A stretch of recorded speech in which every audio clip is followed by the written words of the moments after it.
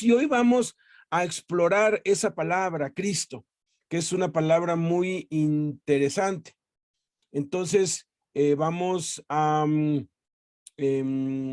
considerar lo que estamos aprendiendo y vamos a estudiar hoy el pasaje que se conoce como la confesión de Pedro, ¿verdad? Aquí es la confesión de Pedro, cuando Pedro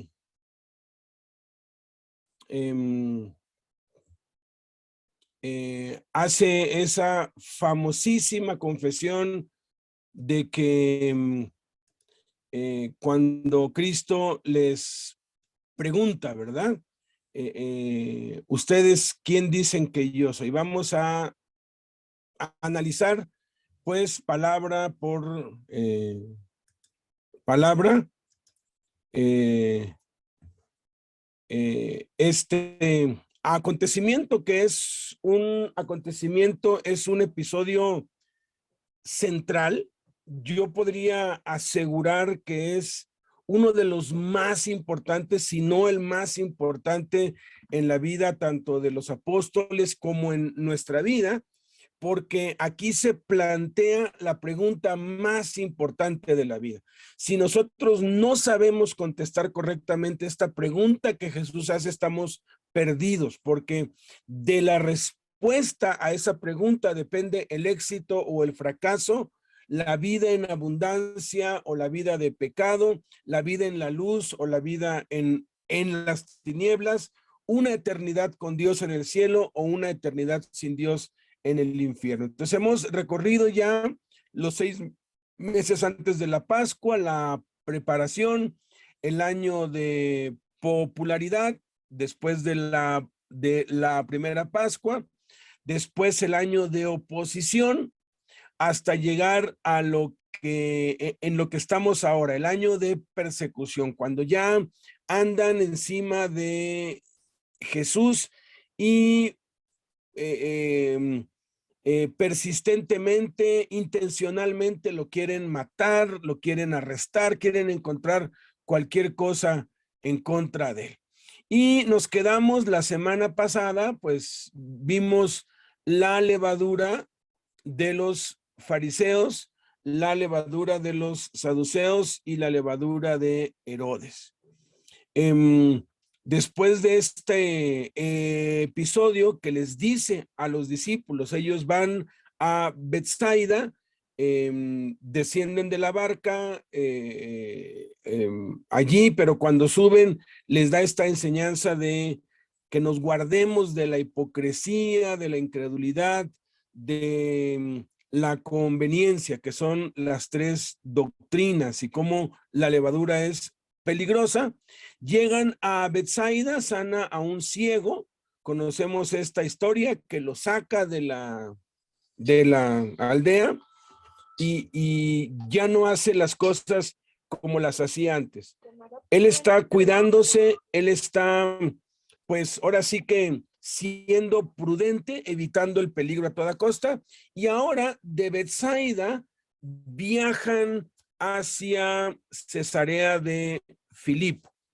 Y es lo que vamos a analizar hoy, la confesión de Pedro. Entonces voy a dar lectura a la historia que se encuentra registrada en Mateo, Marcos y Lucas. Si nada más leemos Mateo, nos quedamos incompletos. Si nada más leemos Marcos, nos quedamos incompletos. Si nada más leemos Lucas, nos quedamos incompletos. Hay que leer los 3 juntos, analizarlos juntos para tener un entendimiento pleno. Hay 8 cosas que vamos a aprender a Cristo aquí. Entonces, doy lectura a Mateo, Marcos y Lucas. Y ya nos acompaña aquí desde la Torre 2. ¿Quién está en la línea? Víctor Hugo, ok. Ahorita te voy a pedir que me apoyes leyendo. Mateo capítulo 16. Entonces, dice así: salieron Jesús y sus discípulos viniendo por las aldeas a la región de Cesarea de Filipo. Y en el camino aconteció que mientras Jesús oraba aparte, oraban con él los discípulos y les preguntó diciéndoles, ¿quién dicen la gente, los hombres, que soy yo, que es el Hijo del Hombre? Ellos respondieron y dijeron, unos Juan el Bautista, otros Elías, otros Jeremías o alguno de los profetas, que algún profeta de los antiguos ha resucitado. Aquí hay 4 grupos de 4 respuestas diferentes. Entonces él les dijo, ¿y ustedes quién dicen que soy yo? Entonces respondiendo Simón Pedro le dijo, tú eres el Cristo de Dios, el Hijo del Dios viviente. Entonces le respondió Jesús, bienaventurado eres Simón, hijo de Jonás, porque no te lo reveló carne ni sangre, sino mi Padre que está en los cielos. Y yo también te digo que tú eres Pedro, y sobre esta roca edificaré mi iglesia, y las puertas del Hades no prevalecerán contra ella. Y a ti te daré las llaves del reino de los cielos, y todo lo que atares en la tierra será atado en los cielos, y todo lo que desatares en la tierra será desatado en los cielos. Pero entonces él les mandó a sus discípulos que no dijesen esto de él a ninguno, que a nadie dijesen que él era el Cristo. Ese es uno de los versículos más difíciles de toda la Biblia y lo vamos a explorar.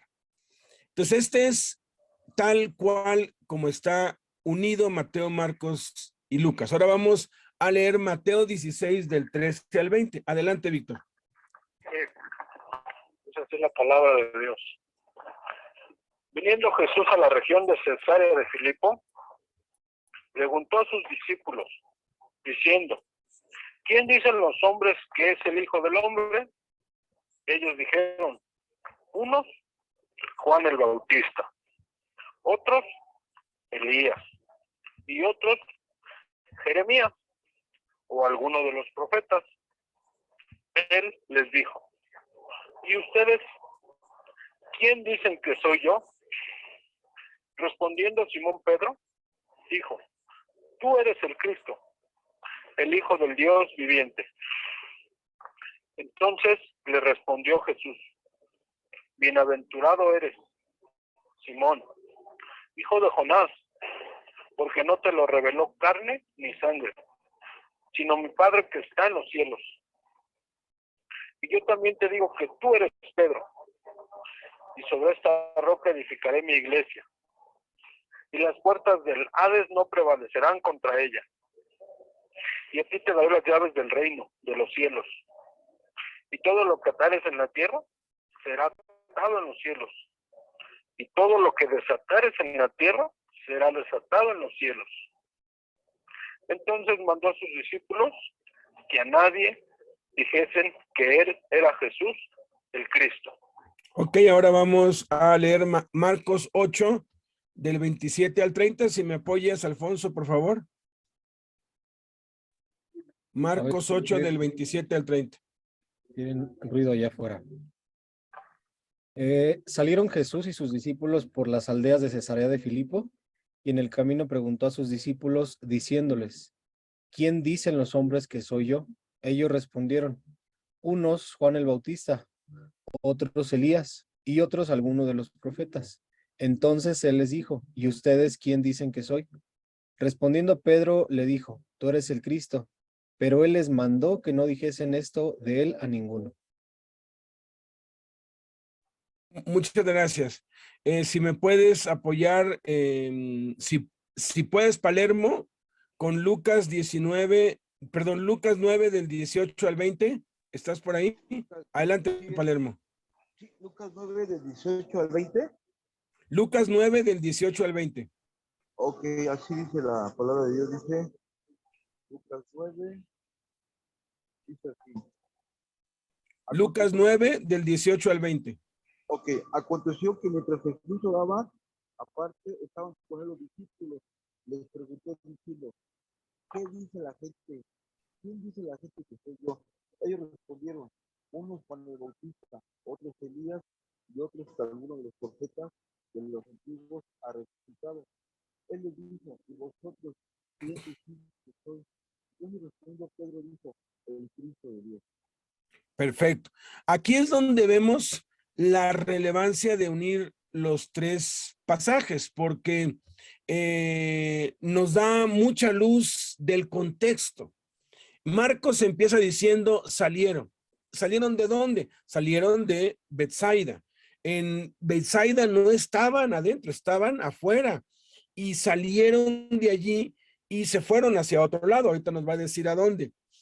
Dice Jesús, lo menciona Mateo y Marcos añade y sus discípulos, porque acuérdense, Jesús ya no andaba con esa multitud de gente que lo seguía para todos lados. Se cree, bueno, los historiadores aseguran que a Jesús lo seguían cerca de 500 personas todo el tiempo, desde que salió de pues Galilea, lo seguía mucha gente, todo el tiempo, siempre se veía un montón de gente.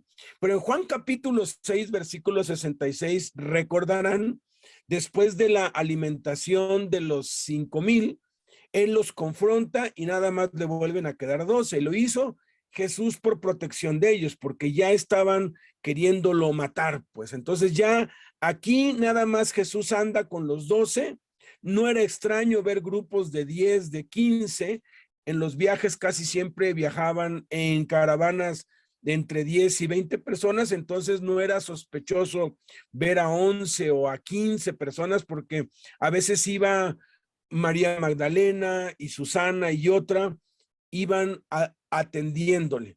Entonces aquí viene un grupo pequeño que no llama la atención. Dice Mateo viniendo, o sea, era algo que hacían recurrentemente, no vinieron, sino viniendo, que pues quiere decir que iban y venían, y Marcos aclara, por las aldeas. Esto quiere decir que iban parándose en cada pequeña aldea, así como ahora cuando uno se va a pie de un pueblo a otro, en pues Oaxaca, en Chiapas, es muy común esto.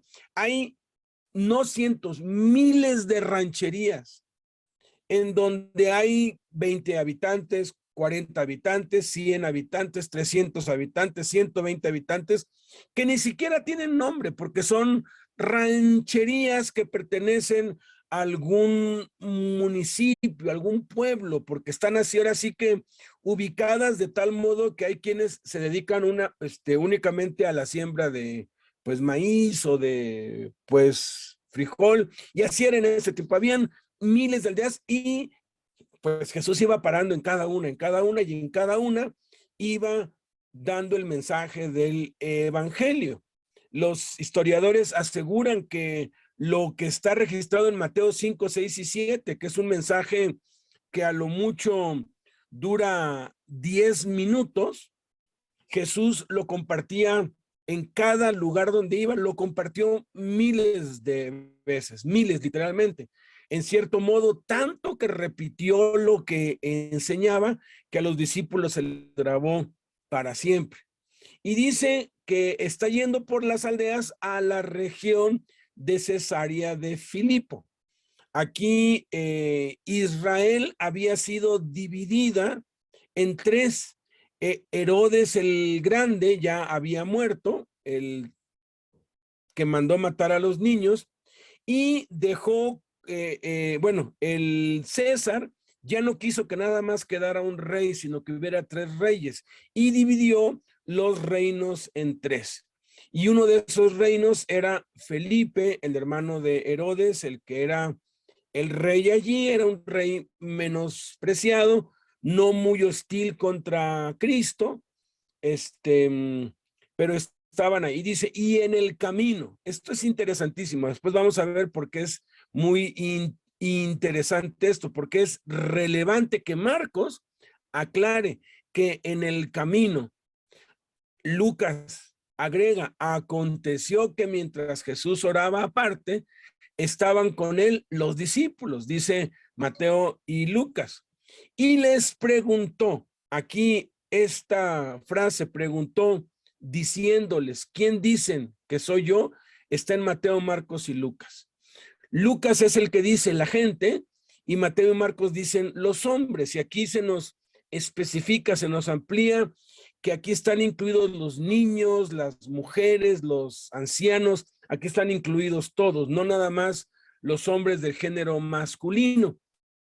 Y Mateo añade una frase que únicamente entendían los judíos, que es el Hijo del Hombre. Ahorita lo vamos a explicar. Ellos, dice Mateo, Marcos y Lucas, respondieron, dicen Marcos y Lucas, y dijeron, esto lo dice Mateo, quiere decir que no fue uno solo el que habló, sino que posiblemente a Pedro dijo algo y se llama Mateo dijo algo y pues Felipe dijo algo y entre cuatro dijeron esto que viene aquí. Unos Juan el Bautista, otros Elías y otros Jeremías o alguno de los profetas. Eso lo dice Juan el Bautista y Elías. Lo refiere Mateo, Marcos y Lucas. Jeremías nada más lo refiere Mateo, y que algún profeta de los antiguos ha resucitado nada más lo refiere Lucas. Entonces, dice Marcos, él les dijo, y esto sí está en Mateo, Marcos y Lucas, y ustedes, ¿quién dicen que soy? Y Mateo añade, yo. Entonces, dice Lucas, respondiendo, Mateo, Marcos y Lucas lo dicen, Pedro dijo el Cristo. Eso lo dicen Mateo, Marcos y Lucas, pero añade, Mateo añade el nombre de pila de a quien le habían apodado Pedro, porque Pedro no es un nombre, ahorita lo vamos a analizar también, es Simón. Le dijo, fue algo que dijo una sola vez, tú eres, dice Mateo y Marcos, el Cristo. Eso está en Mateo, Marcos y Lucas. Y Lucas añade de Dios.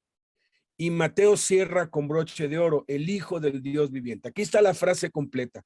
Tú eres el Cristo de Dios, el Hijo del Dios viviente. Entonces le respondió Jesús, y a partir de aquí es nada más Mateo quien revela esto. Bienaventurado eres, Simón, hijo de Jonás, porque no te lo reveló carne ni sangre, sino mi Padre que está en los cielos. Y yo también te digo que tú eres Pedro, y sobre esta roca edificaré mi iglesia, y las puertas del Hades no prevalecerán contra ella, y a ti te daré las llaves del reino de los cielos, y todo lo que atares en la tierra será atado en los cielos, y todo lo que desatares en la tierra será desatado en los cielos. Pero entonces, aquí ven uno de los versículos más difíciles de la Biblia, pero tiene respuesta, y una respuesta bíblica, sólida y muy lógica. Él les mandó a sus discípulos que no dijesen esto de él a ninguno, dice Marcos, y Mateo dice que a nadie dijesen que él era Jesús el Cristo. Y es uno de los versículos más difíciles de la Biblia, porque estamos llamados a decirle a todo el mundo que Jesús es el Cristo. Estamos llamados a testificar a Cristo, ir por todo el mundo y predicar el evangelio a toda criatura. Y el evangelio básicamente es que Jesús es el Mesías, Jesús es Dios, Jesús vive, Jesús resucitó. Entonces, lo vamos a explicar. Entonces, ¿qué aprendemos a Cristo? Vamos a entrar en materia luego. Bueno, lo primero que aprendemos a Cristo es que la oración siempre fue la prioridad de Jesús y debe ser también nuestra prioridad.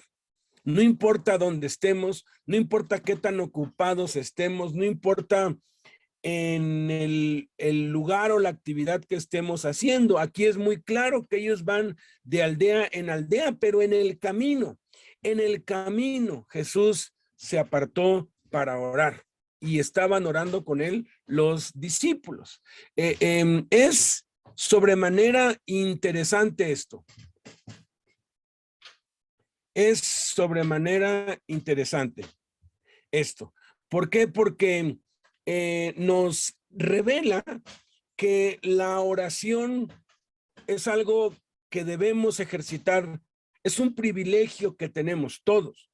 Dice la Escritura, exhorto ante todo, ante el evangelismo, ante el estudio de la Biblia, ante el ayuno, ante el ayudar a los pobres, ante todo. Hazme una lista de 100 actividades cristianas y por encima de todas esas está la oración, porque todo lo que hacemos y decimos, todo lo que planeamos, todo lo que vivimos, debe ser el resultado de una vida de oración. Alguien definió el libro de los Hechos como el resultado de las oraciones de los primeros cristianos y divide el libro de los Hechos en 7 capítulos. Y lo podemos ver claro, empieza cuando ellos están orando en el aposento alto, ¿verdad? Los 120, y el Espíritu Santo viene y se desata allí una revolución y 3,000 son agregados a la fe y empieza la iglesia y es una cosa impresionante, ¿no? Eso está en el capítulo 1 y el capítulo 2 nos muestra los resultados maravillosos de ese tiempo de oración que tuvieron. Luego viene el segundo tiempo, que es cuando Pedro y Juan suben a orar, a la hora de la oración, y este cojo les pide limosna. Conocemos la historia allí y lo sanan y se añaden 5,000 personas más, y así podemos ir en los hechos viendo cómo la oración trae como resultado avivamiento, milagros, poder. Fue la oración lo que hizo que la puerta de los gentiles se abriera. Un centurión estaba orando, Pedro estaba orando, fue la oración lo que hizo que el evangelio se fuera para Europa. Cuando Pablo oraba con Lidia y con esas mujeres, fue la oración lo que movió y lo que debe mover todo. Desafortunadamente, en la iglesia cristiana, en un 90% o más, yo me atrevo a decir un 90%, hace 20 años yo diría un 99% o más, tiene un concepto equivocado acerca de la oración y creen que Dios únicamente nos oye en el templo, en la casa de Dios. Se tiene esa idea falsa de que para que Dios te oiga tienes que ir al templo, y la religión básicamente es eso. Tienes que ir a un lugar y allí presentar tus oraciones delante de Dios, como los que van para Israel y llevan sus peticiones en unos papeles y los ponen allí en el muro de los lamentos. La judía que nos hospedó nos dijo que es muy triste que cada mes vacían eso y son toneladas de papeles que se van a la basura y los queman. Obviamente eso no lo sabe ningún turista, pues la gente que vive ahí lo ve. La gente va con mucha ilusión y lo pone creyendo que como lo está poniendo ahí en el muro de los lamentos, eso lo va a escuchar Dios. Se equivocan, Dios escucha la oración donde estemos. La hora viene y ahora es cuando los verdaderos adoradores adorarán al Padre en espíritu y en verdad, y no es ni en Jerusalén ni en el pozo de Jacob en Samaria, es donde quiera que haya un corazón dispuesto. Pero la mayoría lo cree así. Hace como, no sé, 15, 20 años visitaron el reclusorio sur 6 hermanos, representantes de 4 iglesias diferentes, pues llevando un plan muy ambicioso, muy bonito, de varias iglesias uniéndose para ayudar a los presos, etcétera, ¿no? Todo se quedó en planes, pero bueno. Entonces hicimos una junta ahí, pues con ellos. En ese tiempo estaba, pues, o sea, Miguel Ramírez, que sigue allí, Marco Tulio, estaba Roboam, estaba el Oso, y éramos ahí como, se llama 5 o 6 y ellos, ¿no? Y ya, pues nos contaron el plan, y ya cuando acabó, ya cuando ya ellos ya se iban, Marco Tulio, que era el que llevaba la oración, porque algo que practican en el sur muy interesante es que antes eran cartulinas que ellos ponían en las paredes con las peticiones de todos allí. Hoy tienen unos pizarrones grandotes y ahí van anotando y no dejan una oración hasta que se cumpla. Pues si oran todos los días 1 hora diaria, leen la Biblia 1 hora diaria todos los días. Entonces, antes de que se fueran, pues Marco Tulio les dijo, ¿saben qué? Pues quisiéramos orar por ustedes. Y uno dijo, no, pues oren por mi esposa que está enferma. Otro dijo, sí, oren por mi hijo que está para entrar a la universidad. Y otro, que iban 2, él dijo, soy el copastor de la iglesia que represento. Mi pastor no pudo venir, pero me mandó. Y yo quiero que, por favor, oren para que Dios mueva a misericordia al pastor y me pueda dar las llaves del templo. Y nos quedamos viendo todos, ¿no? Como diciendo, ¿y ahora qué petición tan extraña? ¿Por qué? Es que ya nos han robado 3 veces y se han llevado el equipo de sonido, las bocinas, la batería, el teclado, todo se lo han robado. Entonces el pastor esta última vez hace como 1 mes y medio dijo, ya basta, nada más yo voy a tener la llave, y puso una cadenota allí y un candadote y no le da la llave a nadie, y él llega a las 8 y nosotros tenemos años yendo a orar a las 6 de la mañana al templo. Y pues ahora pues ya no podemos orar en el templo. Entonces vamos y oramos en la puerta de la entrada, hay unas escaleritas y allí oramos yo y los diáconos y varios. Y a veces pues hermanos llueve o hace frío y el pastor no quiere ceder, dice nadie más va a tener las llaves más que yo. Y él no va a las 6 pues de la mañana a orar. Y le preguntó el oso. Así le apodan a uno. ¿Y por qué no oran en su casa? Y se volteó y se nos quedó pues viendo como, no, dijo, no, hay que orar, es en la casa de Dios, en el templo. Ya empezó otro, dijo, no, pues es que Dios nos puede oír donde sea. Y empezaron a debatir entre, fíjense, eran 6 siervos de Dios representando 4 denominaciones de la calle, todos unidos diciendo, no, no, no, no, no, no, no. ¿Cómo se le ocurre pensar que Dios nos va a escuchar en un lugar profano, en un lugar impío? Porque las casas, pues allí hay pues maldad. No, no, no, tiene que ser un lugar consagrado, un lugar dedicado a Dios, tiene que ser la casa de Dios.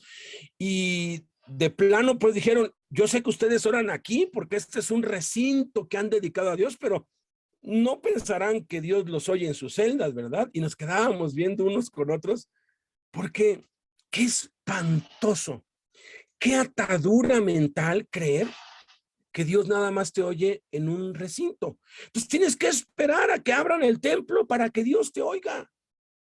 Qué absurda manera de pensar que Jesús aquí la desbarata, porque no dice aquí que iban en el camino y él buscaba un lugar alto, porque los judíos también estaban atestados de eso, ponían piedras y hacían altares. No, podemos orar donde sea, cuando sea.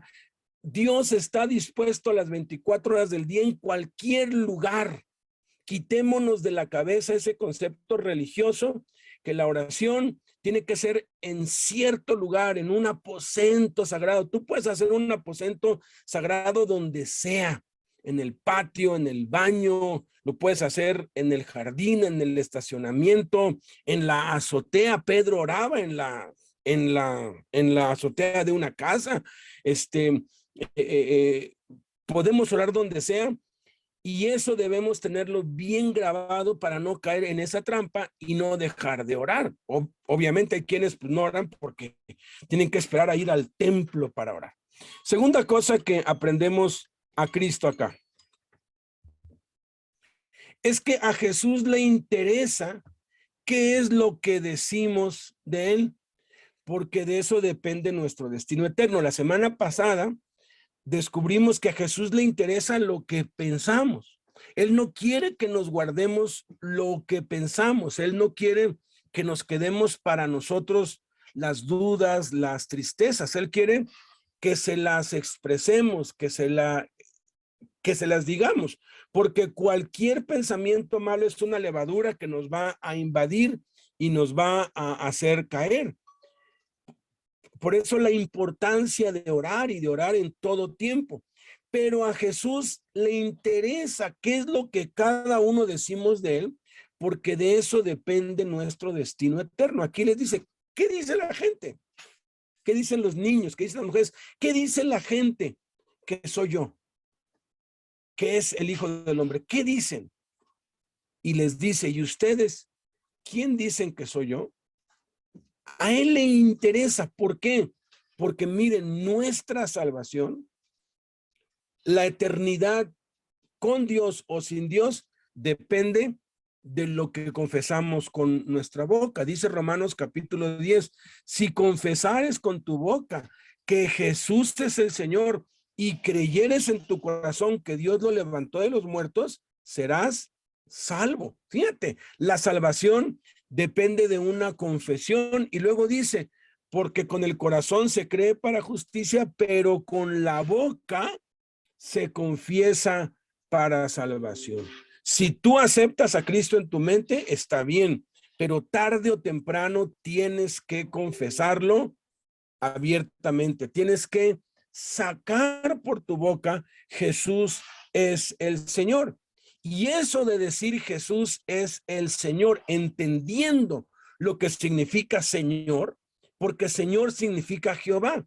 Allí en Romanos capítulo 10, versículo 13 dice, y todo el que invocar el nombre del Señor será salvo. Eso está tomado de Joel capítulo 2, versículo 32, en donde dice literalmente, y todo el que invocar el nombre de Jehová será salvo. Entonces, cada vez que tú lees Señor en el Nuevo Testamento y en los evangelios, está refiriéndose a Jehová, al Dios único. Amarás a Jehová tu Dios con todo tu corazón y con toda tu alma. En los evangelios dice, amarás al Señor tu Dios. En el Nuevo Testamento sustituyeron Jehová por Señor, que en el idioma griego es el vocablo Kyrios, que quiere decir el máximo, pues el dueño de todo, el más alto de todos, obviamente refiriéndose a Dios. Y los emperadores se adoptaban eso porque creían que eran dioses y decían César es el Kyrios, es el Señor. Entonces cuando uno entiende eso, que Jesús es Dios y uno confiesa que Jesús es Dios, entonces eso nos trae la salvación. Y es interesante que Primera de Corintios 12 dice que nadie puede llamar a Jesús Señor. O sea, nadie puede decir que Jesús es Dios, sino por el Espíritu Santo. Un impío, alguien que no ha nacido de nuevo, no puede decir Jesús es el Señor. Y así es como detectamos si un endemoniado ha sido liberado o no. Lo primero que se hace con alguien que está poseído es, le ordena que se calle, luego ordena al demonio que se vaya, la manifestación ya se va, estaba haciendo ruido y haciendo cosas feas y de pronto como que ya se vuelve consciente. ¿Qué es lo que hay que hacer? Pues hay que llevarlo a los pies de Cristo y que confiese que Jesús es Dios, que Jesús es el Señor. Si no lo puede hacer, hay otro demonio ahí adentro y hay que sacar ese que sigue, y así es como uno sabe luego que fueron 5 demonios o 10 demonios o 20 demonios, ¿no? Así es como uno puede ir contando cuántos demonios había dentro de alguien. Y esto es cierto.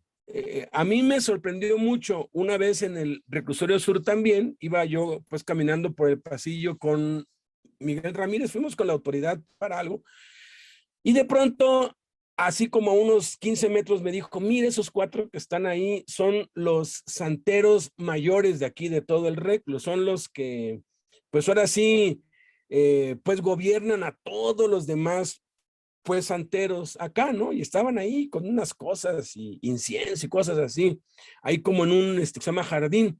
Entonces nos acercamos a ellos y me dice Miguel, observa, me dice. Y ya pues saluda a uno, ¿qué tal? ¿Qué tal, hermano Diablo? Le dice, ¿cómo están? No, pues aquí mira, vengo aquí con el hermano Beto de la fundación, ay, ¿qué tal? No sé qué. Y ya después de intercambiar pues palabras, le dijo, oye,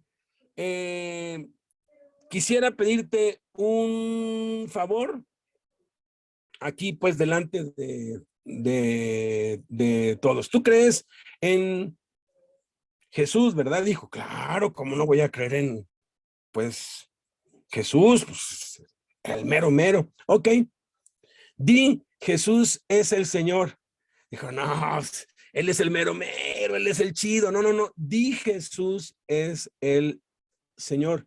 No, es que, pues, él es el cuate, él es el efectivo, y no pudo decir Jesús es el Señor. Luego se fue con otro y ya otro pues molesto dijo, yo se lo puedo decir, pero no lo digo porque es un capricho tuyo y ya deja de molestarnos, y ya nos fuimos. Increíble. Alguien endemoniado no puede decir Jesús es el Señor, Jesús es Dios. No puede. Si tú puedes decir abiertamente delante de la gente, Jesús es el Señor, Jesús es Dios, tú eres salvo. Tú no estás endemoniado. Puede ser que tu mal carácter parezca que lo estás, ¿verdad? Pero tú tienes a Cristo, tienes el Espíritu Santo, porque dice 1 Corintios 12 que nadie puede llamar a Jesús Señor sino por el Espíritu Santo. De allí la importancia de la confesión de nuestros labios. Jesús dijo, por tus palabras serás justificado y por tus palabras serás condenado. La vida y la muerte están en el poder de la lengua. Por eso a Jesús le interesa mucho qué es lo que decimos de él, qué es lo que sale de nuestros labios, lo que expresamos con nuestros labios acerca de quién es él. Esa es la pregunta más importante de todas las preguntas que hay. Dios ha hecho varias preguntas al hombre. La primer pregunta que Dios le hizo al hombre en el jardín del Edén, la primera pregunta que le hizo es, ¿dónde estás tú? Fue la primera pregunta que Dios hizo al ser humano. ¿Dónde estás tú?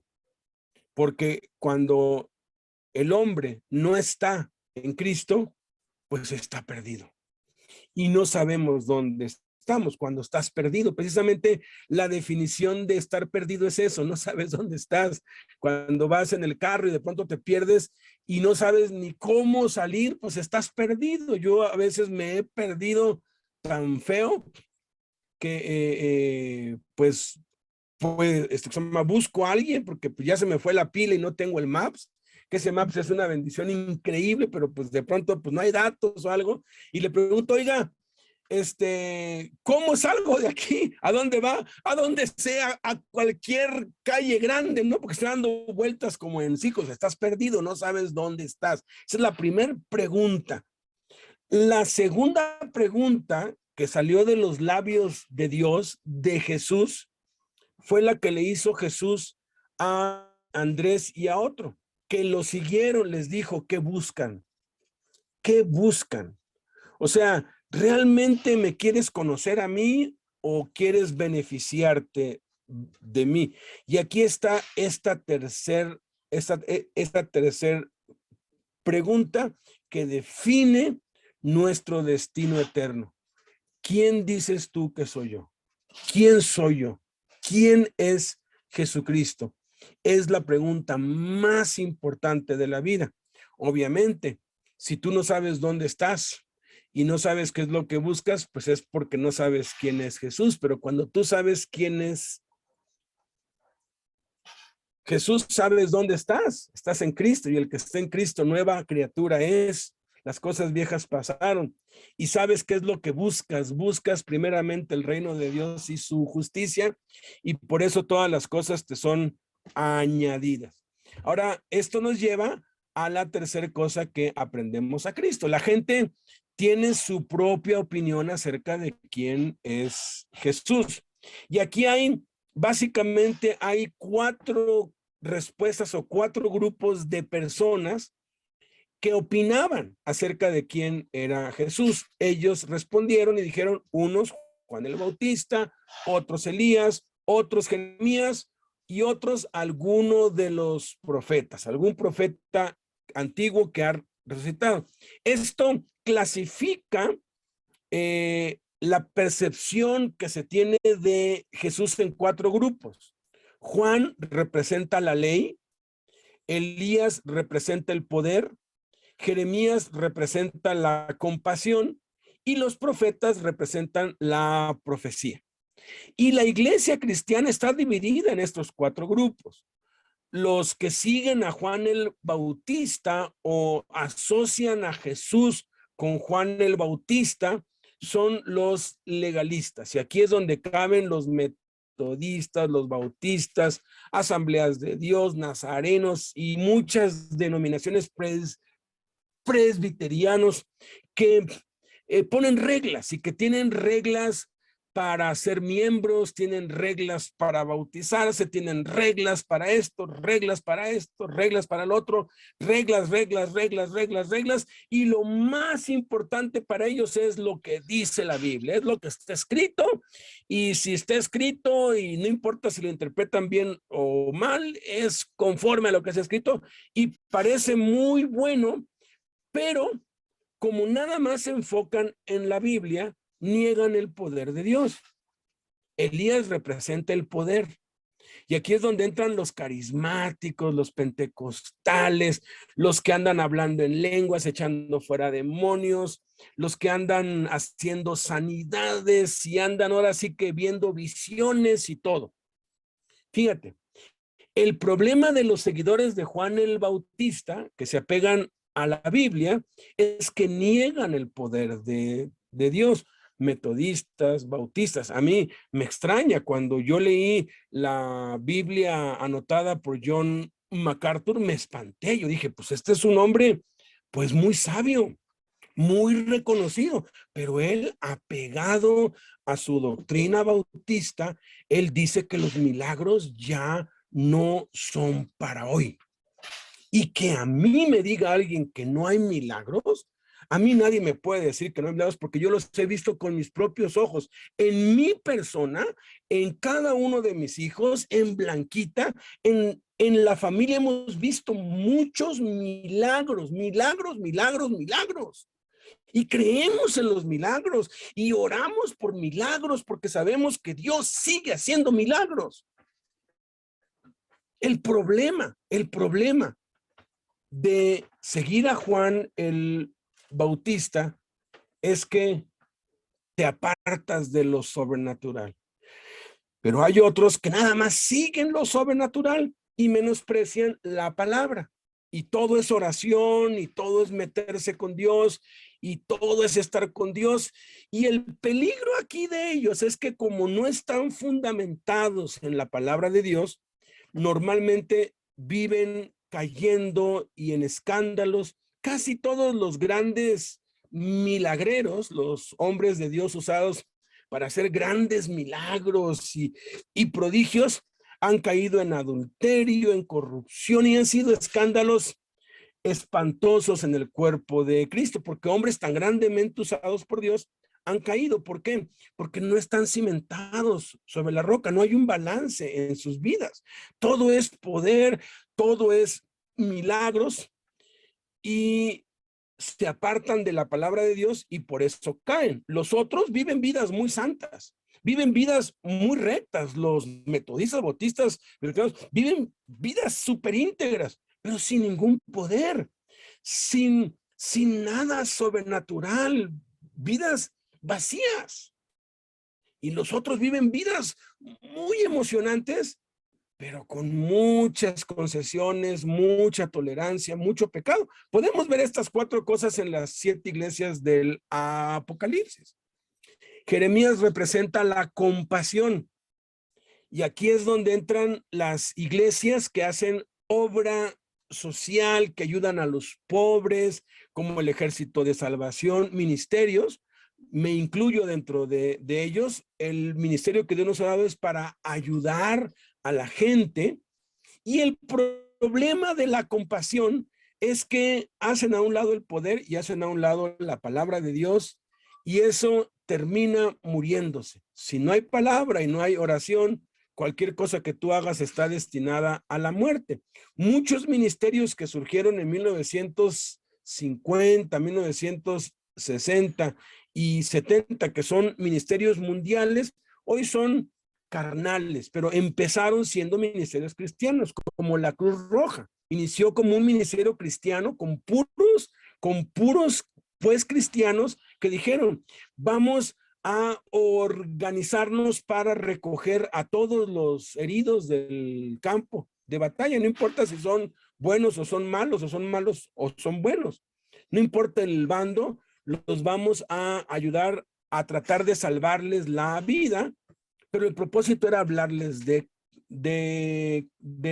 Cristo. Han pasado ya 70 años y la Cruz Roja no tiene nada de cristiano. Y así les puedo mencionar 10 ministerios que nacieron siendo cristianos con el enfoque de ganar almas para Cristo, pero la compasión sobrepasó todo y se quedó en pura ayuda y ayudan a mucha gente. Oye, la Cruz Roja es bendita Cruz Roja, salva muchas vidas, pero ya no comparte el evangelio de Cristo.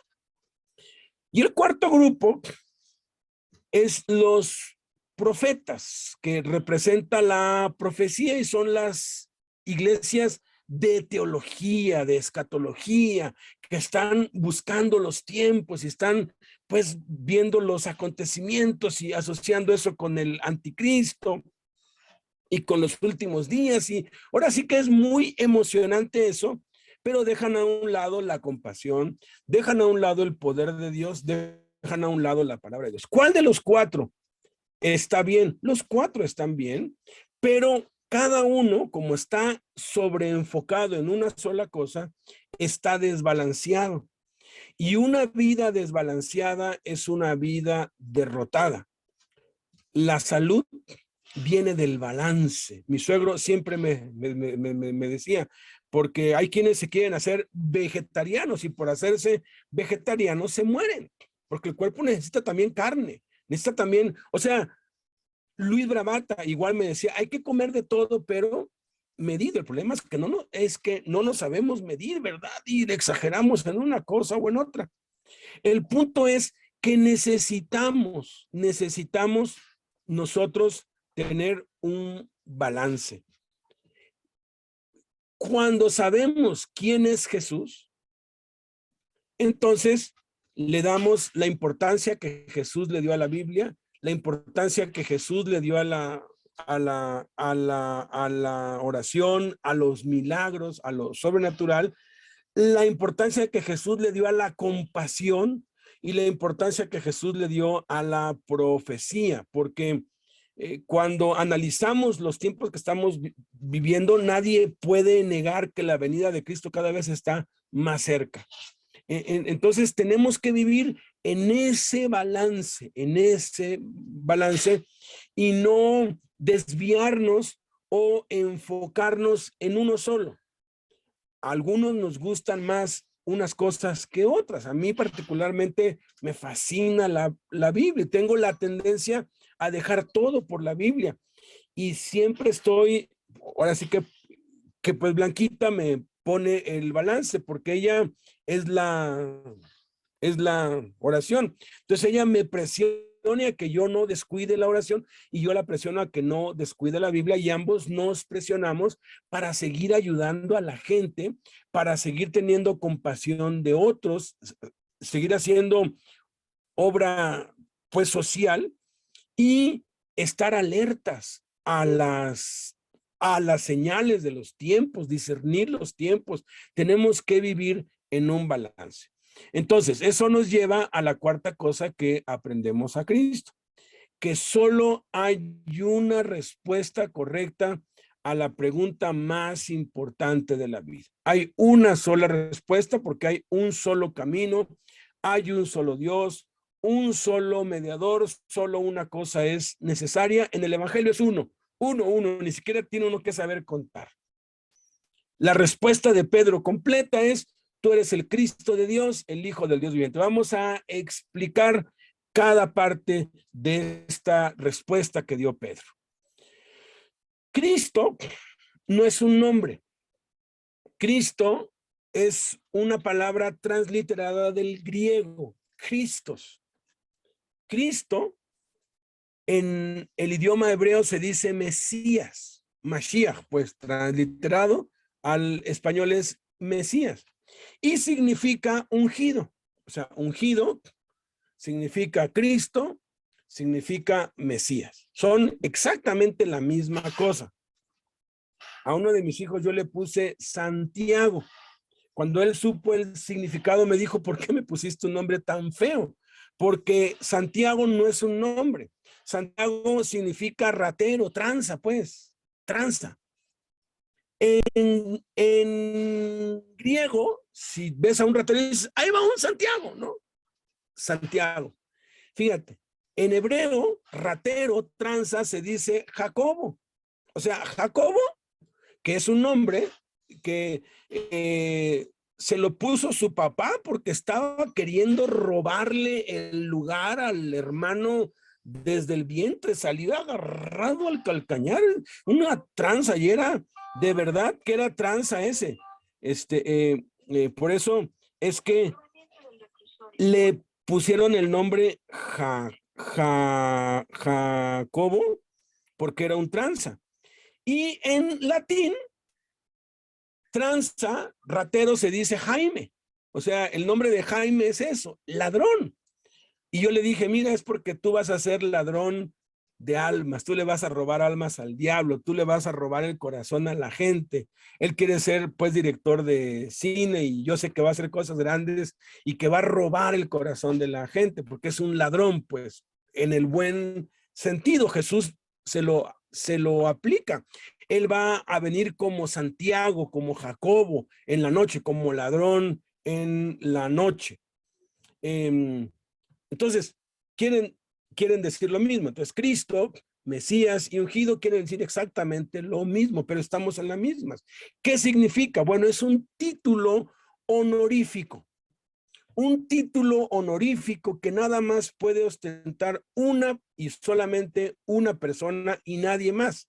El ejemplo que yo pongo es el de los títulos honoríficos que tiene el presidente de la República Mexicana.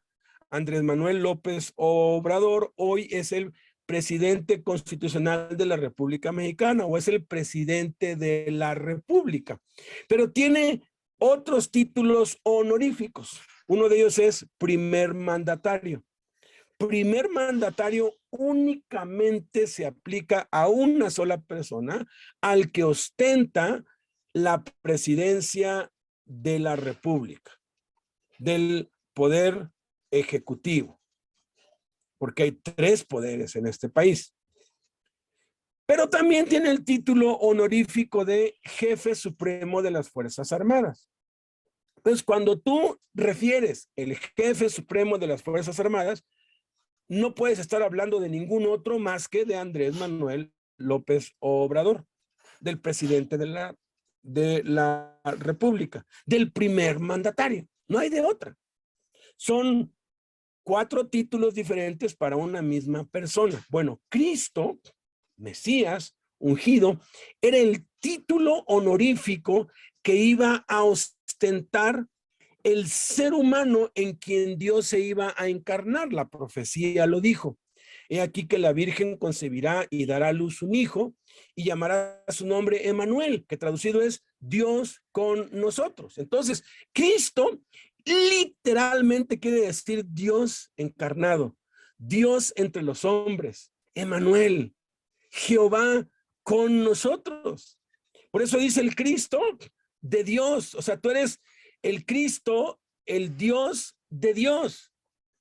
Y es un misterio porque Jesús tomó las palabras de David en el Salmo cuando dice que dijo Jehová a Jehová: siéntate a mi diestra hasta que ponga a tus enemigos por estrado de tus pies. Literalmente dice eso. O sea, Jehová, el Dios único, le dijo a Jehová, el Dios único, siéntate, o sea, se dijo a sí mismo, y es algo que no se puede entender a menos que entendamos la revelación de Jesús, de que Dios es uno solo, manifestado como Padre, Hijo y Espíritu Santo, como el huevo. El huevo es cáscara, clara y yema, y es un huevo. Y si tú pones la cáscara por un lado y la clara por otro lado y la yema por otro, sigue siendo, cada parte sigue siendo un huevo, es huevo. El agua puede ser líquida, sólida, gaseosa, pero es una sola agua, no son 3 aguas. Y aquí es donde entra el misterio. Grande es el misterio de la piedad. Dios fue manifestado en carne. Yo les animo que se memoricen los 3:16 del Nuevo Testamento. Juan 3:16 ya se lo saben. Segunda de Timoteo 3:16 ya se lo saben. Toda la escritura es inspirada por Dios. Memoricen Primera de Timoteo 3:16. Es tan importante como Juan 3:16, porque dice: grande es el misterio de la piedad. Dios fue manifestado en carne. Dios se hizo hombre. Colosenses 3:16 dice: la palabra de Cristo mora en abundancia en ti. Échale ojito ahí a los 3:16 de todo el Nuevo Testamento. En el Recursorio Sur hicieron un libro, ahí lo tengo, no he tenido tiempo de pues pasarlo, pero así el título del libro es 3:16. ¿Y cuál es la respuesta? ¿Quién es Jesús? Jesús es Dios. Jesús es Dios encarnado. Jesús es el único Dios verdadero. Y luego aclara, el Hijo del Dios viviente. Los judíos entendían perfectamente bien esto, porque tanto en el arameo como en el hebreo como en el griego es igual. La palabra hijo no significa que hubo un papá y una mamá. Cuando hubo un papá y una mamá, utilizan engendrado por o engendró a. Pero cuando usan descendencia, usan hijo. Por eso es que en las genealogías a veces encuentras que alguien es hijo de su tatarabuelo, porque empieza ahí diciendo, libro de la genealogía de Jesucristo, hijo de Abraham. ¿Cómo que hijo de Abraham? Si Abraham fue tatarabuelo de Jesús. Sí, pero hijo de Abraham quiere decir que desciende de Abraham, que es de la naturaleza de Abraham, que el ADN de Abraham está en él. Luego dice hijo de David. Oye, David nació 2000 años después. ¿Cómo? Porque así es. Y luego dice, Abraham engendró a Isaac, Isaac engendró a Jacob, y va dando una línea de papá y mamá. Pero cuando se trata de descendencia, por eso es que la genealogía de Lucas confunde a muchos, porque la genealogía de Lucas pone a varios abuelos como padres, o a varios hijos de sus abuelos o bisabuelos, porque no está dando una genealogía de papá y mamá, sino una de descendencia hacia el linaje de David, porque Jesús es hijo de David, descendiente de David. Y hay expresiones en la Biblia como hijos de ira, hijos de luz, hijos del día, hijos de la noche, hijos de las tinieblas. No quiere decir que las tinieblas se casaron con el tinieblo y tuvieron hijos, no. Se trata es que es de naturaleza. No hay ninguna expresión en hebreo, ni en arameo, ni en griego para alcohólico o drogadicto. Tienes que decir hijo del alcohol, hijo de la droga. Para los americanistas de hueso colorado no se podría decir americanista. Tendría que decirse hijo de la América. Entonces, hijo de Dios, ¿qué significa? Hijo de Dios significa de naturaleza divina, y por eso querían matar a Cristo. Cuando él dijo, yo soy el hijo de Dios, y el sumo sacerdote le dijo, ¿eres tú el hijo de Dios? Y dijo, yo soy.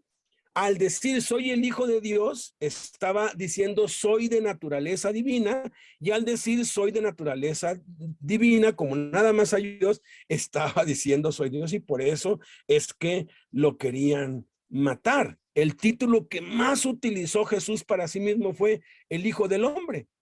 Y no era hijo de un hombre, porque él no nació de un hombre, él nació por intervención del Espíritu Santo sobrenaturalmente, pero hijo del hombre no quiere decir que fue engendrado por un hombre, sino que es de naturaleza humana. Hijo del hombre es de naturaleza humana. Hijo del hombre con H mayúscula, en hijo y en del hombre, también es una referencia al ser humano en el cual Dios se iba a encarnar. Entonces, esto nos lleva a la quinta cosa que aprendemos a Cristo. Creer en el único Dios verdadero, porque si tú confiesas que Jesús es el Señor, si tú confiesas que Jesús es Dios y tú lo crees, tú estás creyendo en el único Dios verdadero. Y esa es la prueba científica de la existencia de Dios. A mí me han dicho, es que no se puede comprobar la existencia de Dios científicamente. Error. La existencia de Dios sí se puede comprobar científicamente. Hay un método científico que tiene 7 pasos. Observación, reconocimiento, hipótesis, predicción, experimentación, teoría y ley, o análisis y comunicación. Son 7 pasos.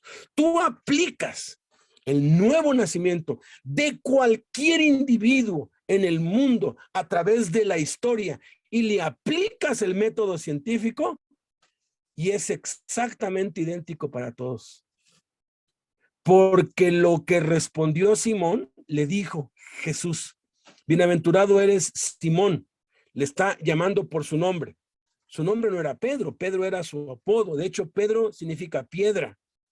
Le pusieron piedra a alguien y hoy Pedro es un nombre, pero Pedro es piedra, punto, piedra. Es como si le hubieran puesto pues tabique a alguien, o le hubieran puesto arena, o le hubieran puesto polvo Gómez, ¿no? Arena Rodríguez, ¿no? Pedro es piedra. Hoy no suena como nombre, pero ni en griego, ni en arameo, ni en hebreo, Pedro es un nombre, Pedro significa piedra. Pero su nombre era Simón, hijo de Jonás. O sea, aquí le está diciendo, tú eres de la naturaleza de tu papá, que se llama Jonás. Y dice, porque no te lo reveló carne ni sangre, sino mi Padre que está en los cielos. Esa respuesta que él dio de que Jesús es Dios, le vino por revelación divina. No le vino por deducción lógica, no le vino por su inteligencia, no le vino por su razonamiento, no le vino por su inteligencia o porque leyó libros o porque llegó a la conclusión. No importa cuántos libros leas, cuánta sabiduría tengas, jamás vas a poder tú llegar a la conclusión de que Jesús es Dios, jamás vas a poder ser salvo a menos que Dios no te regale la salvación, porque la salvación es un regalo de Dios, porque por gracia somos salvos por medio de la fe y esto es un don de Dios, es un regalo que te dan. Si a ti te regalan una taza de café, la taza está ahí. Tú puedes hacer dos cosas con este regalo que te dan. Lo recibes y te lo tomas o lo rechazas y lo pones a un lado. La mayoría de la gente rechaza el regalo de la salvación.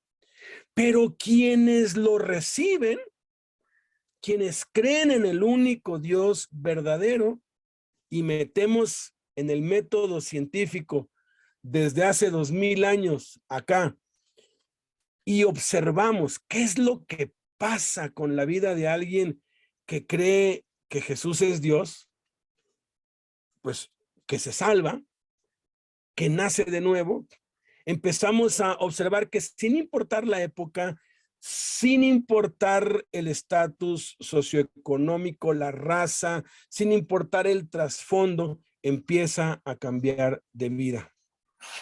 Segundo, renuncia a todos los dioses falsos habidos y por haber, y no estoy hablando nada más de Tlaloc y de Moloch y de Huitzilopochtli, no estoy hablando nada más de los santos y las vírgenes y las imágenes, porque muchos, su Dios es el dinero, otros, su Dios es el estómago, otros, su Dios son ellos mismos, o su Dios son la esposa, o los hijos, o algún cantante.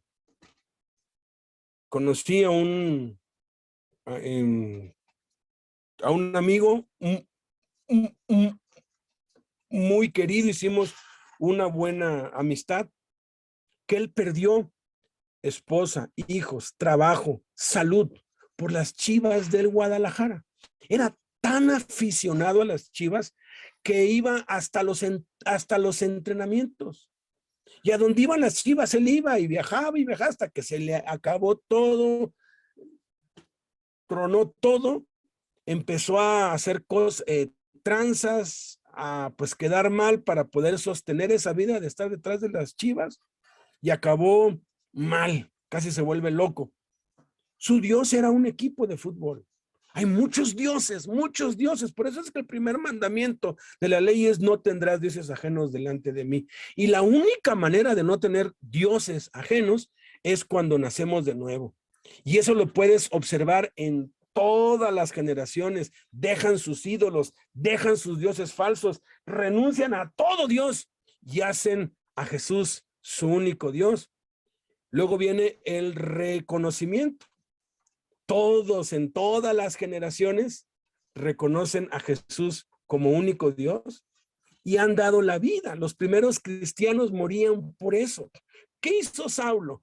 Cuando persiguió a la iglesia, es interesante ahí en Hechos 8, que dice que Saulo asolaba la iglesia, pero ¿cómo si no había un templo, no había ningún auditorio o ningún edificio que dijera iglesia? No existió hasta 400 años después. ¿Qué es lo que hizo? Dice Hechos capítulo 8, y entrando casa por casa. ¿Qué es lo que hacía? Juntaba a la familia y les decía, venimos por órdenes del rey. Todos en coro maldigan a Jesús, porque 1 Corintios 12 dice que nadie puede llamar a Jesús Señor sino por el Espíritu Santo. Y también dice, y nadie puede llamar anatema a Jesús si tiene al Espíritu Santo. Nadie que tenga el Espíritu Santo puede maldecir a Cristo. Nadie, absolutamente nadie. Nadie que tenga el Espíritu Santo, nadie que sea salvo, nadie que crea en el único Dios verdadero, nadie que haya confesado que Jesús es Dios, puede maldecir a Jesús. Entonces, ¿qué es lo que hacía Pablo? Decía, maldigan a Jesús, llamado el Cristo. Pues los que no eran salvos, pues lo maldecían. Es como si vienen pues los policías y tocan a mi puerta y dicen, por órdenes del gobierno, maldigan a Buda. Pues Buda, maldito, maldito, maldito, Buda, Buda, maldito, maldito, Buda. ¿A mí qué me importa si Buda es un dios falso? Yo no creo en Buda. ¿Me explico? Pero Cristo es diferente. Cuando alguien cree en Cristo, aunque quiera, no lo puede maldecir. Y como no podían, dice que los forzaba a blasfemar y ni aún así los tenía que encarcelar y matar. Y hubo millones que por no poder maldecir a Jesús eran echados a los leones, eran masacrados por no poder negar su fe. Y hoy en día son cientos de miles de nuestros hermanos en países comunistas, en Corea del Norte, que cuando los atrapan, el diablo sabe cómo hacerlos, pues, que caigan y les piden que nieguen a Cristo y no pueden negarlo. Y eso se puede reconocer en todos lados. Luego viene entonces la hipótesis.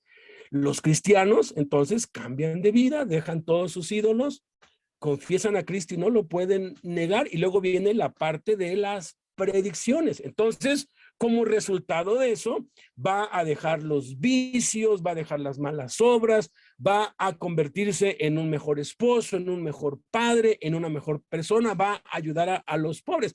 Tú puedes predecir eso y luego lo puedes experimentar. Cuando la peste negra, culparon a los cristianos de la peste negra, pero eran los únicos que ayudaban a los moribundos exponiéndose al contagio. Los cristianos siempre son los primeros que ayudan y hacen buenas obras. Y eso nos lleva entonces a la teoría. Entonces, todos los cristianos en América se comportan igual o hacen las mismas obras. Y eso lo puedes corroborar en Asia, en África, en Europa. Por eso es que cuando encuentras a un cristiano, no importa dónde sea, el Espíritu te da testimonio. Ese es mi hijo, porque nadie puede creer por sí mismo. Si tú crees, es porque Dios te dio la capacidad de creer. Y eso que desencadena toda una serie de acontecimientos que se pueden corroborar con el método científico, son la prueba científica de que Dios existe. Sexta cosa que aprendemos a Cristo es que creer en el único Dios verdadero es el fundamento para una iglesia invencible. La iglesia ha sido perseguida, la iglesia ha sido masacrada, lo está haciendo, pero más la persiguen, más crece. Satanás todavía no entiende. Por un tiempo lo hizo, la persiguió durante casi 400 años y después se metió adentro y casi la desaparece. Pero está tan nublado y como la iglesia es invencible, sigue persiguiéndola. Y cada vez que la iglesia es perseguida, se centuplica. Por cada muerto hay 100 más. que llegan a los pies de Cristo. Le dice Jesús a Pedro, y yo también te digo que tú eres Pedro, y sobre esta roca edificaré mi iglesia y las puertas del Hades no prevalecerán contra ellas. Esto ha sido mal interpretado a través de los siglos, y la iglesia tradicional lo usa como base para decir, aquí está, Pedro es el primer papa. No hay nada de eso aquí en este texto. Vamos a analizar las palabras que están acá. Le dice, tú eres Pedro. O sea, ya le había dicho antes, Simón, hijo de Jonás. Ese es tu nombre y ese es tu papá. Pero yo te he puesto un apodo y ese apodo es Pedro. Porque Simón quiere decir inestable, quiere decir caña sacudida por el viento. Y quiere decir algo que se rompe fácil. Comparado con una piedra, pues una piedra difícilmente se rompe. Entonces, le cambia la personalidad y le dice, tú eres una piedra. De hecho, el vocablo Pedro aquí se entiende literalmente como piedra pequeña o piedrita, diríamos nosotros, pero en griego es suficiente Petros para referirse a una piedra que cabe en tu mano, ¿sí? Ya una piedra grande ya no cabe en tu mano, a eso se le llama roca, ¿no? Entonces, literalmente en griego le dice, tú eres una piedra pequeña y sobre esta piedra grande, o sea, sobre esto que has dicho, edificaré mi iglesia. Ahora, es interesante estudiar, conocer los usos y costumbres de los tiempos bíblicos. Cuando los estudias, descubres que habían algunos dichos populares. Hay muchos dichos populares usados en la Biblia, muchos. Y por eso es que no entendemos muchas cosas, pero cuando lo analizas en el contexto histórico, lo entiendes. Por ejemplo, hablando de este tiempo, un dicho popular o un refrán popular muy mexicano, por cierto, es el de que cuando alguien te está ocultando algo y tú lo empiezas a presionar y le empiezas a decir, anda, dime, anda, tú le pides, ya suéltame la sopa, ya suelta la sopa. Y de pronto, pues te dice aquello que quieres, tú puedes saber que el otro está ocultando. A eso se le llama soltar la sopa. Si eso quedara registrado y entonces soltó la sopa, dentro de 100 años, si no entienden la cultura mexicana de estos tiempos, van a decir, pues estaban pues comiendo, tenía la sopa en su mano y la soltó. Pero no tiene nada que ver ni con comida ni con sopa.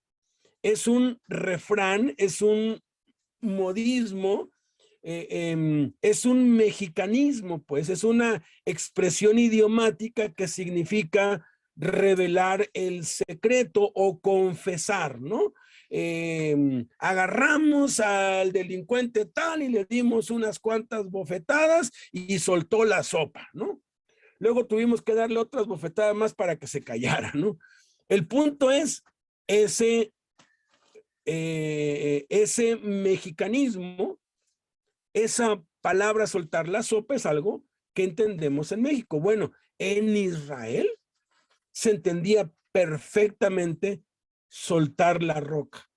En vez de la sopa era la roca. Y entre los niños decían, ándale, suelta la roca. ¿Qué es lo que te dijo?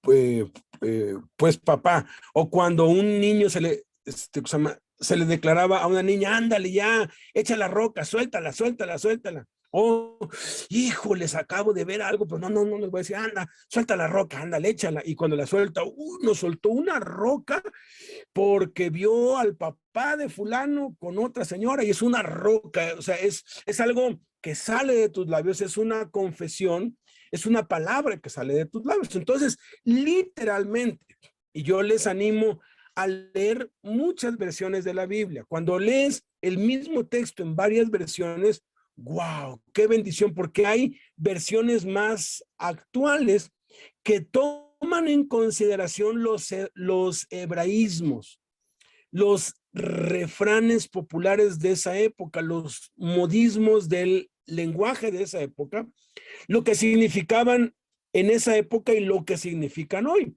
Y hay una versión que dice, tú eres una piedra pequeña y sobre esta confesión que has hecho, edificaré mi iglesia. ¿Qué confesión hizo? Tú eres el Cristo, el Hijo del Dios viviente. Él recibió el regalo de Dios y lo tomó, porque muchos reciben el regalo de Dios y lo rechazan. Dios extiende su salvación a todos, pero no todos la reciben. Hay quienes se rehúsan a creer y a pesar de los milagros y de las evidencias, se rehúsan a creer en Cristo porque quieren seguir viviendo sus vidas como las viven, están amargados o resentidos contra Dios. Pero quien recibe la salvación, quien la acepta, va a confesar con sus labios: Jesús es el Señor. Por eso es que cuando le hablamos de Cristo a alguien, le pedimos que haga una oración con nosotros. No tiene sustento bíblico eso, de que tenga que hacer a fuerzas que repita una oración. No lo tiene. Pero tenemos que buscar la manera que de alguna forma lo exprese, o a otros, o en público, pero tiene que llegar un punto en que la persona diga con su boca: yo creo que Jesús es el Señor.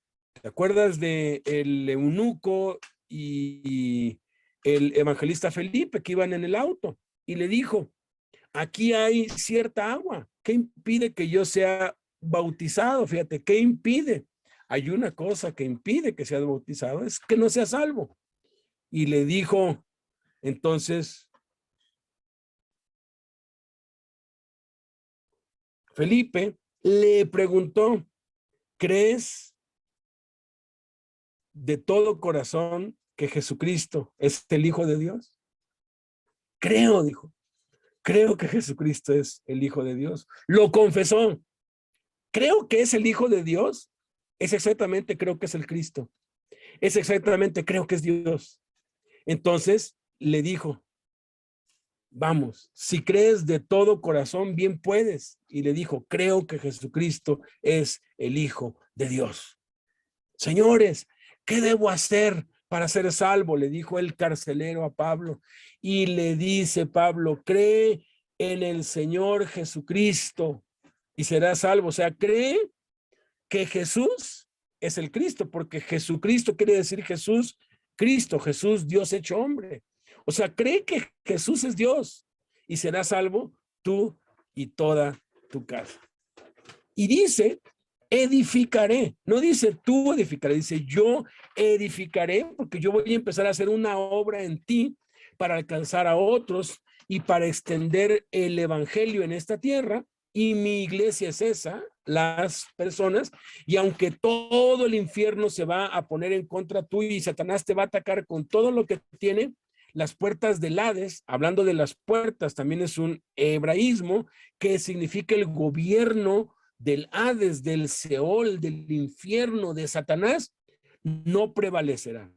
No dice que no atacarán, dice que no prevalecerán. Sí, somos atacados constantemente, pero no nos hunden. Estamos derribados, mas no destruidos. Dice Pablo, él menciona una serie de cosas en donde sí estamos lastimados, pero todavía seguimos de pie, porque esta es la victoria que vence al mundo, nuestra fe, el que confesamos que Jesús es el Hijo de Dios. Séptima cosa que aprendemos a Cristo: creer en el único Dios verdadero nos da acceso a las llaves del reino. ¿Sí? Le dice: a ti te daré las llaves del reino de los cielos, y todo lo que atares en la tierra será atado en los cielos, y todo lo que desatares en la tierra será desatado en los cielos. De esto han sacado una serie de cosas. Hay quien dice que son 7 las llaves del reino de los cielos, otro dice que son 3, que es la lectura, la oración y el ayuno, y otros le añaden otras, pero son enseñanzas muy buenas y muy lindas, no tienen ningún sustento bíblico. Este es el único lugar en toda la Biblia donde se mencionan las llaves del reino de los cielos. El único lugar, el único lugar. No hay otro más. Se menciona la llave de David, la llave del abismo. Y deja de contar llaves porque no hay más llaves que esas. Más que la llave de David, la llave del abismo y las llaves del reino de los cielos. Entonces, ¿qué son las llaves del reino de los cielos? Pues hay que ver el contexto. Se lo está diciendo Jesús, se lo está diciendo a Pedro. Y después vemos en la vida de Pedro que Pedro fue el instrumento de Dios para abrir el reino de los cielos a los judíos. En Pentecostés, él predica el evangelio y abre la puerta de la salvación a los judíos y 3,000 judíos se salvan. Judíos. Después, años después, se le aparece un ángel a un centurión, va por Pedro, el Espíritu Santo le dice, ve, y entonces va a la casa de un gentil, y entonces les predica el evangelio y abre la puerta del reino de los cielos a los gentiles. Nada más hay 2 puertas, nada más hay 2 llaves, la llave para los judíos y la llave para los gentiles, y ya se abrieron, y la puerta que Dios abre, nadie la puede cerrar, así que ya no hay más. Ahora, hay quienes toman esto como una ilustración. Tú eres enviado a predicar a un estado, a un país. Bueno, tú llevas la llave de la salvación para ese lugar. Cuando tú vas a una cárcel y entras a un área donde no hay iglesia, donde no hay testimonio de Cristo y empiezas a predicar, tú estás abriendo la puerta para que en ese dormitorio, para que en esa cárcel puedan entrar al reino de los cielos. Pero son puertas que ya están abiertas. Lo único que tenemos que hacer es no tanto abrirlas, sino simplemente mostrarles el camino. El camino es Cristo. Ya la puerta está abierta. Ya pueden ser salvos y tú y yo somos el instrumento de Dios. Qué impresionante que al llevar el evangelio podemos salvar las vidas de las personas. Cuando yo entendí esto, yo busqué al que durante 1 año y medio me estuvo insistiendo. Estuvo pues hablándome y yo no quería nada y yo le pues rehuía hasta que después de tanta insistencia, pues ya, dije, está bien, y ya oré con él, ya recibí a Cristo, fue a su iglesia y el trato que hice fue mira, voy a ir, pero si no me gustan, ya no vuelvo a ir. Entonces voy, pero con la condición de que ya no me molestes más. Sí, me dijo. Fuimos. No me gustó. Puro loco ahí con las manos en alto y que gloria a Dios y que están locos todos. Y no quise nada. Pero eso fue la semilla, la levadura buena que se sembró dentro de mí, que después invadió todo mi ser y me abrió los ojos y recibí el regalo de la salvación de Dios en Cristo. Y entonces mi vida cambió y lo busqué porque él fue no quien abrió la puerta ya estaba abierta, sino fue el que casi me empujó, me obligó a entrar, más de 1 año y medio insistiéndome, y de veras que yo era un hueso duro de roer. Por eso es que no tenemos que desanimarnos con aquellos que nos dicen, tenemos que insistirles, porque saben que nos lo van a agradecer a la larga. Cuando ya era salvo, ya estaba pues congregándome y todo, pregunté, oye, ¿y Pedro González? Y se quedaron viendo y me dijeron, está en el mundo. Le dije, ¿cómo? No, pues las cosas pues no le fueron bien y pues está en el mundo, se fue otra vez al alcohol, a las drogas, de allí lo rescató Dios, porque sí, me contó que había probado de todas las drogas, que había hasta ido con María Sabina en Oaxaca y que los hongos, y bueno, le había entrado a todo, había vuelto otra vez a las drogas. Me dio tanta tristeza. Investigué Total que por fin di con su casa, llegué a su casa ya en la tarde, noche, me dijeron, no, Pedro no está, se fue a una fiesta. Ya me dijeron, pues, dónde era la fiesta, y yo sé entrar a las fiestas, ¿no? A Blanquita no le gusta, porque yo cualquier fiesta que veo, yo entro, bueno, me metí antes, ¿verdad? Ya en Cristo, pues, ya no se vale. Me dije, pues yo entro, yo fui, entré, y ahí me puse así, dije, oye, Pedro, y de pronto veo a Pedro bien borracho ahí en una mesa, pero bien, bien borracho. Llego y lo veo, lo abrazo y le doy un beso. Y le dije, gracias.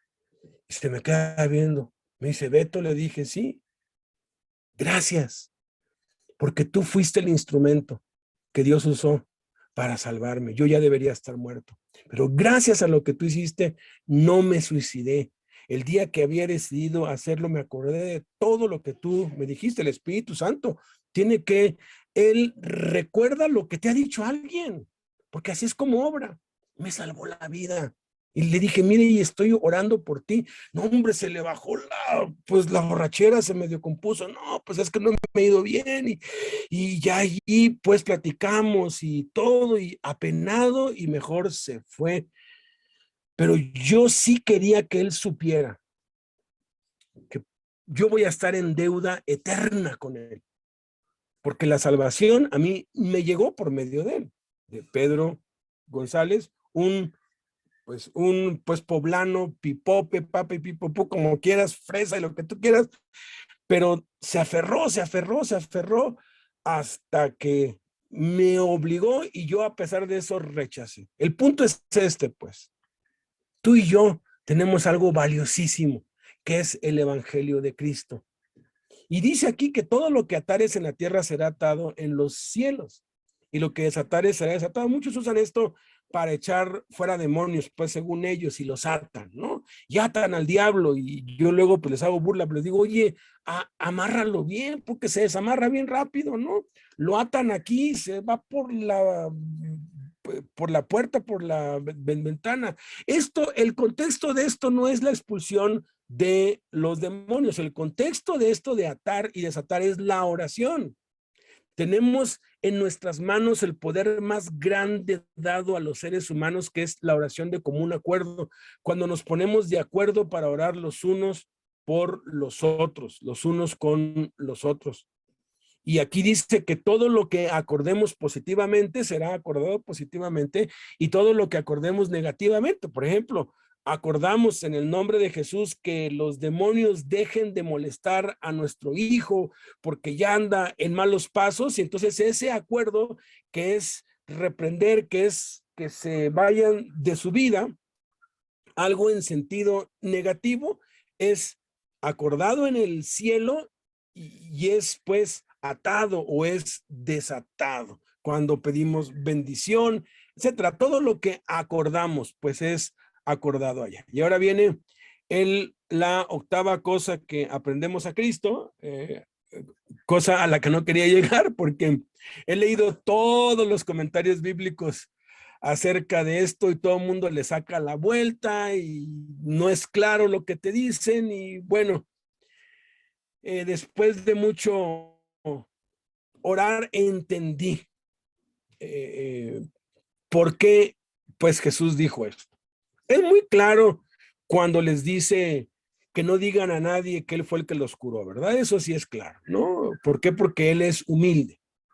Pero aquí nos está diciendo que no digamos algo que después nos manda que digamos a todo el mundo, a todas las naciones, predicar el evangelio. Y predicar el evangelio es predicar que Jesús es el Cristo. De hecho, tú no puedes predicar el evangelio sin llevar a las personas a que confiesen a Jesús como Señor, como Dios, porque si no, no se salvan.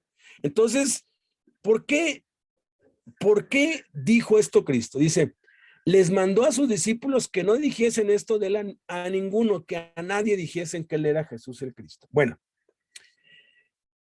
podemos entender esto porque Cristo todavía estaba en los días de su carne.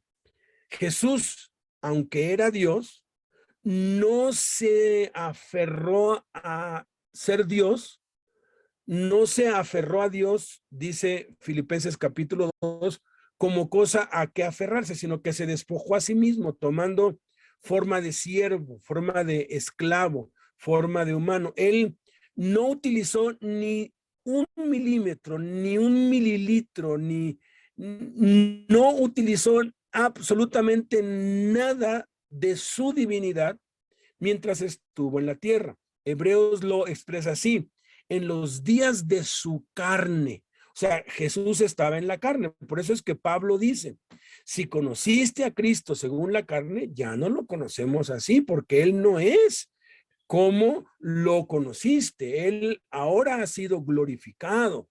Él está sentado a la diestra del Padre. Algo parecido a esto ya les había dicho. Cuando se transfiguró en el monte y se aparecieron Moisés y Elías, les dijo, no digan a nadie la visión hasta que el Hijo del Hombre resucite de los muertos. Ellos vieron el reino de Dios venido con poder, tal como él se los había dicho unos días antes, en Mateo 16:28. De cierto les digo que hay algunos de los que están aquí que no gustarán la muerte, no morirán hasta que hayan visto al Hijo del Hombre, al Mesías, viniendo en su reino. Y lo vieron ahí glorificado, se transformó de luz, su ropa se hizo blanca, tan blanca que nadie la puede hacer tan blanco, un blanco que no es de esta tierra, pues. Si queremos saber cómo es Jesús, tenemos que leer Apocalipsis capítulo 1. Sus ojos como llama de fuego, una espada de 2 filos sale de su boca, sus pies son semejantes al bronce bruñido. Una cosa espectacular, porque Jesús está resucitado. Entonces, la respuesta a esto es que creer en el único Dios verdadero requiere creer en el Cristo resucitado. Y no estamos demeritando al Jesús histórico, porque sin el Jesús histórico no hay un Jesús resucitado, porque un Jesús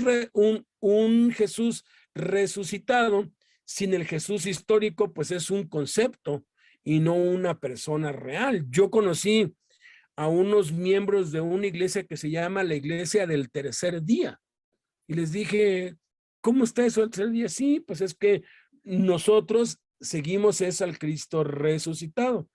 Le dije, ¿y qué hacen con el Cristo de los evangelios? Me dice, no, pues es que ese fue para los judíos y ese fue hombre.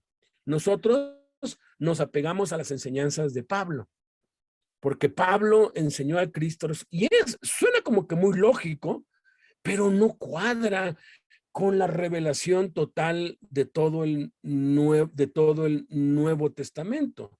Sin un Jesús histórico, no hay un Jesús resucitado, porque un Jesús resucitado sin un Jesús histórico real, pues no es real.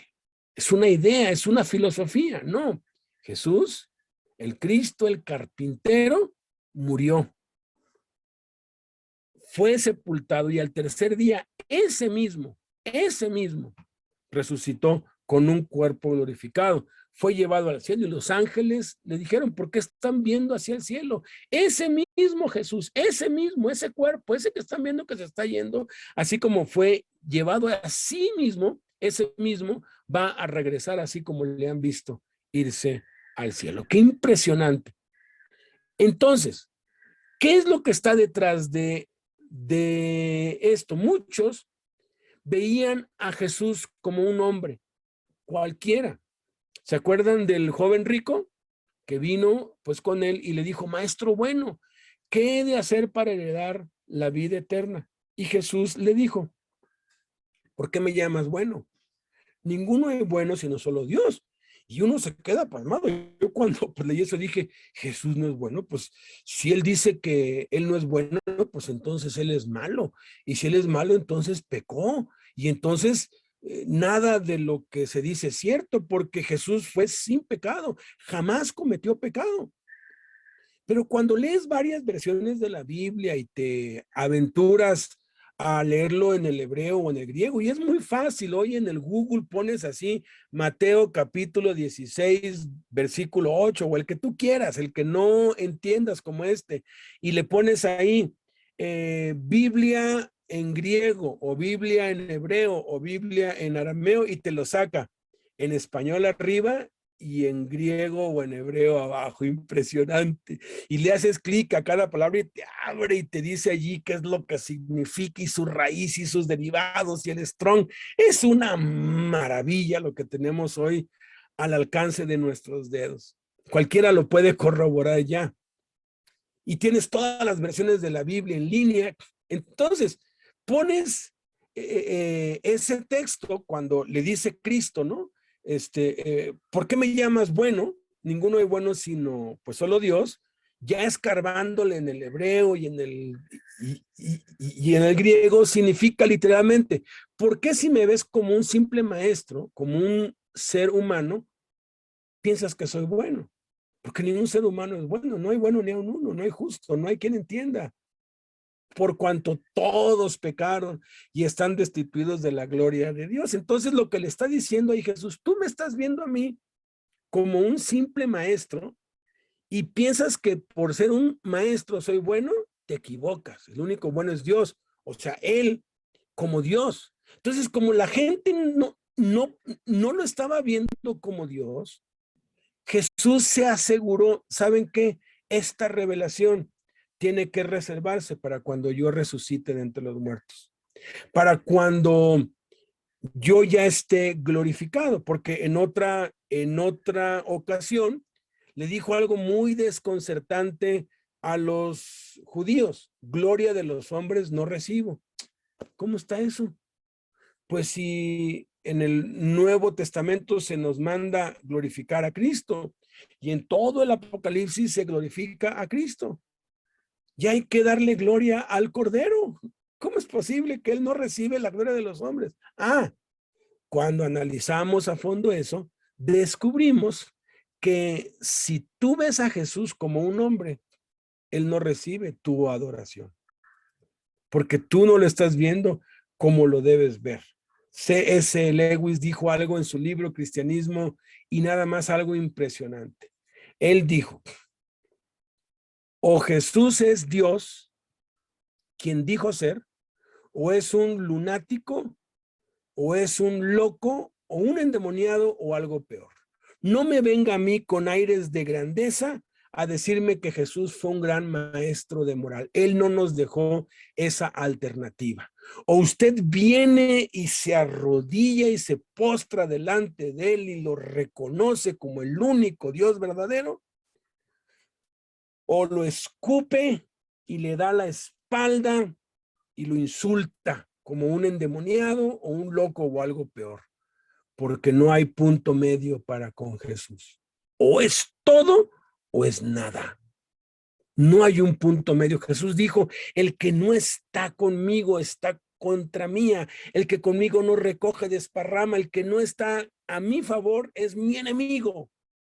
No, yo no me meto con nadie, yo no hago mal a nadie, yo me la llevo tranquila. ¿Y por qué no hablas de Cristo? No, a la gente no le gusta que le hables de Cristo, entonces mejor me la llevo en paz. Tú eres enemigo de Cristo, porque tú estás negando a Jesús, tú estás cerrando tu boca y tú vas a dar cuenta.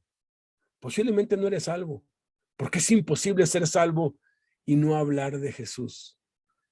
Entonces, ¿por qué les dijo esto Cristo? Porque los discípulos todavía no habían entendido que Él era Dios. ¿Se acuerdan la última noche que estuvo en la tierra? Que vino pues Felipe y le dijo, está bien, ya entendemos un poco más, ya no nos hablas con alegorías. Una sola cosa, nada más, una cosita y ya, con eso ahora sí vamos a creer todo lo que nos digas. Muéstranos al Padre y nos basta. Yo me imagino a Jesús, su corazón se le ha de ver compungido y le dijo, tanto tiempo hace que estoy con ustedes, Felipe, y todavía no sabes quién soy. El que me ha visto a mí ha visto al Padre. ¿Cómo dices tú? Muéstranos al Padre. Las obras que hago, ellas dan testimonio de que el Padre es en mí y yo estoy en el Padre. Y si no me creen a mis palabras, crean por las mismas obras, que yo y el Padre uno somos, que yo soy Dios. No lo entiendo yo tampoco, pero es cierto. El hecho de que no lo entendamos no lo invalida. No te dejes engañar. Hay muchos engañadores que han salido por el mundo que niegan que Jesús ha venido en carne, que niegan que Jesús es Dios. Quien hace eso, dice el apóstol Juan, es el anticristo. Hay muchos anticristos. Todos los que niegan la divinidad de Jesús son anticristos. Todas las sectas, mormones, testigos de Jehová, adventistas, mesiánicos y un montón de sectas, en el centro de su doctrina niegan que Jesús es Dios. Ten mucho cuidado. No te dejes engañar, porque Jesús dijo, si no creen que yo soy, si no creen que Jehová soy yo, en sus pecados morirán. Vamos a orar. Padre, te damos muchas gracias por estas verdades maravillosas que hemos aprendido el día de hoy. Gracias, Padre, porque si hoy confesamos que tú eres Dios y creemos con todo el corazón que tú eres Dios y estamos dispuestos a dar la vida y que aunque queramos no nos va a ser posible negar que tú eres Dios, negarte a ti, es porque tú nos has regalado esa revelación, es porque tú nos la has dado, es porque tú nos has dado la fe. Y esa fe es lo que demuestra que tú existes. Porque si tú no existieras, no podríamos creer en ti. Porque tú eres quien nos ha dado la capacidad de creer. Tú eres quien nos ha dado la fe para creer. Tú eres el que nos ha dado arrepentimiento para vida. Eres tú el que nos lo ha regalado. Gracias por inclinar nuestro corazón a creer y a recibirlo, Señor. Ayúdanos a crecer en esta revelación, a vivir con base a esta verdad, a dedicar nuestra vida a tus propósitos y a tu voluntad, Señor.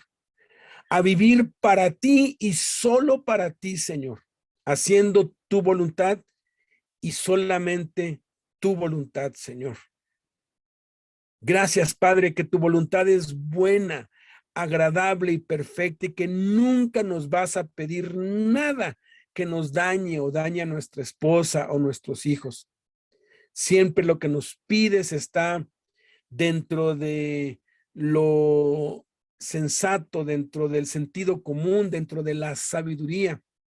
Pero a veces también cuando somos obedientes nos pides cosas imposibles. Y queremos pedirte eso, Señor, que nos pidas cosas, que nos pidas lo que tú quieras, lo que tú has preparado para nosotros. No queremos ninguna otra cosa más lo que tú tienes para nosotros. Y si eso implica entregarte nuestros anhelos, entregarte nuestros sueños, entregarte nuestras ilusiones, incluso entregarte nuestra vida, Señor. Que tengamos la valentía, ya que creemos que Jesús es el Cristo, el Hijo del Dios viviente, ya que creemos que Jesús es tu Cristo, Padre, que está sentado a tu diestra, tú a tu diestra de ti. No lo entendemos, pero así dice la Escritura. Que seamos capaces de darlo todo por ti, Señor. En el nombre de Cristo Jesús. Amén. La paz de Dios sea con todos ustedes. Muchas gracias. Nos vemos el jueves. No se lo pierdan. Gracias. La iglesia se está poniendo cada vez más interesante y seguimos en contacto. Los varones nos vemos a las 7:30 en la reunión de varones misioneros. Dios les bendiga y seguimos en contacto. Muchas gracias por haber Gracias, estado. Beto. Cuídate mucho. Dios les bendiga, mis hermanos. Gracias, Dios te bendiga. Saludos a todos. Saludos, Alfonso. Bendiciones, Beto. Bendiciones Hasta a todos, luego. hermanos.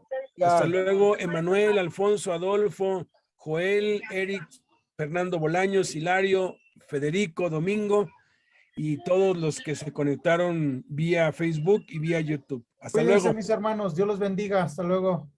Bye, bye. Bendiciones. Bye. Hasta luego, bye.